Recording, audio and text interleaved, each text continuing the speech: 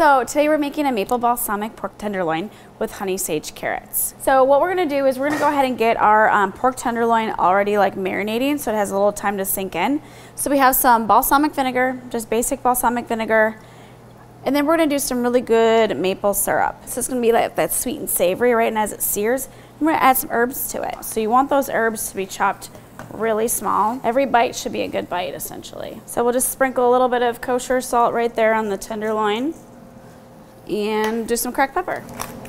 Then I'm gonna go ahead and peel our carrots. The flavor is just a little bit better. So because my tenderloin is round, I'm gonna cut these into sticks. So I'm going to kind of cut these into long kind of logs here, and then take my logs and cut those in half. So we're just gonna kind of blanch these for just a little bit. And so it's really about making sure we have a nice tender carrot. When you chop sage really small, again, that's gonna give you that really nice even seasoning throughout the carrot. So I'm just gonna kind of do some long strips here and chop. So just put a little bit of olive oil. I'm just gonna move it around just a little bit. We'll kind of go back to our pork tenderloin.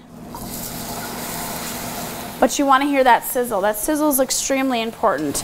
But as juices are going to be pulling out, you want to leave it in the pan and not touch it. It's so important to do that. You can always just like take a peek, see how it's looking, and then put it back. I really want to get some color on that.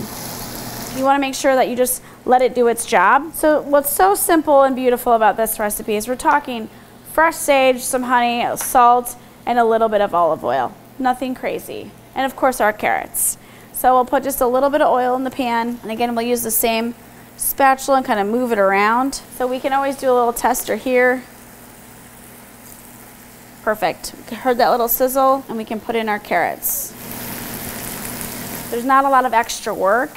That's so nice. We've got so much flavor and love in your carrots and your pork tenderloin. Do another check. Looks pretty good. I'm gonna even lay it a little bit longer. So with our carrots, we can just make sure that we're kind of moving it around a little bit, but not too much. And kind of the last minute thing we will do is add the honey. But we can go ahead and add just a little bit of salt. We can add in our sage, let those flavors really release. So yummy. So I think it's a good time now to pull our pork over so we have that really nice color. The balsamic is also gonna aid in some color too, so that's always handy.